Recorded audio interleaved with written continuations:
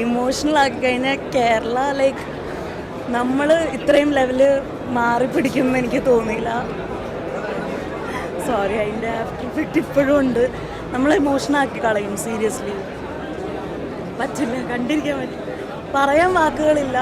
And Prithviraj, hats off to him. ഒന്നും പറയാനില്ല.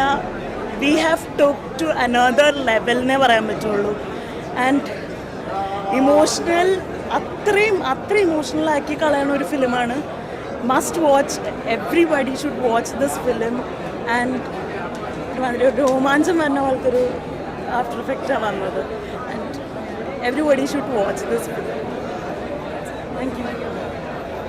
രാജിൻ്റെ ഒരു കണ്ടിട്ട് കരച്ചിൽ വന്നു. വളരെ നല്ലൊരു പടമാണ്. ഇന്ന് നിൻ്റെ മൊയ്തീനിൻ്റെ ശേഷം പൃഥ്വിരാജിൻ്റെ വളരെ ഒരു മികച്ച, ഒന്നും പറയാൻ പറ്റില്ല. ഭയങ്കര സിനിമ ആദ്യമായിട്ടാണ് ഇറങ്ങുന്നത്. ഓരോ സീനും നമ്മളെ ഭയങ്കരമായിട്ട് അത്ഭുതപ്പെടുത്തുകയാണ്, അതിശയിപ്പിക്കുകയാണ്. പറയാൻ വാക്കുകളൊന്നും കിട്ടുന്നില്ല. സൂപ്പർ.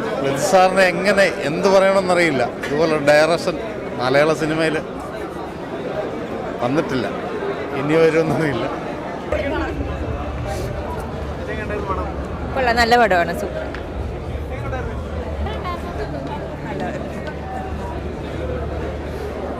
അടിപൊളി. ഒരു സെക്കൻഡ് ഹാഫ് കണ്ടിട്ട് കരയാത്തവരായിട്ട് ആരുമില്ല.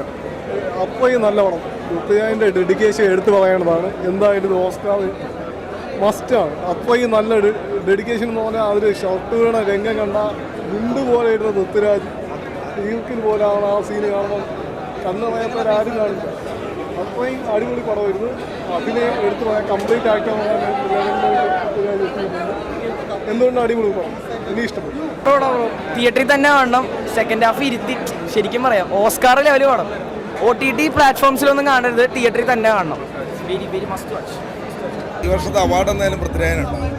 ഈ സിനിമയ്ക്ക് ഉണ്ടാവും. നല്ലൊരു സിനിമ, എന്തോ നല്ലൊരു മൂവി പടം ഭയങ്കര ഹിറ്റ്.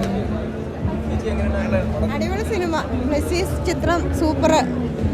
നല്ല ഒരു പ്രതീക്ഷിക്കാത്ത ഒരു ക്യാരക്ടറാണ് പൃഥ്വിരാജിൻ്റെ. അടിപൊളി, കാണാൻ നല്ല സൂപ്പറാണ്. നമുക്ക് സിനിമയായിട്ട് തോന്നില്ല കേട്ടോ, ജീവിതമായിട്ടാണ് തോന്നി. ഈ സിനിമ കണ്ടപ്പോൾ ഒരു സിനിമ കാണാൻ ഫീലിംഗ് അല്ല, ഒരു ജീവിതം അതുപോലെ പറഞ്ഞു വെച്ചേക്കുക. നല്ല ഫീലായി. ശരിക്കും സങ്കടം വന്നു.